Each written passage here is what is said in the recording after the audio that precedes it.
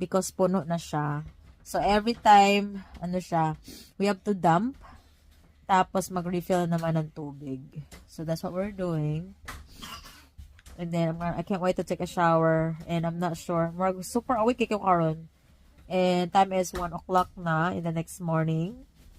So, I'm not sure what we're gonna do.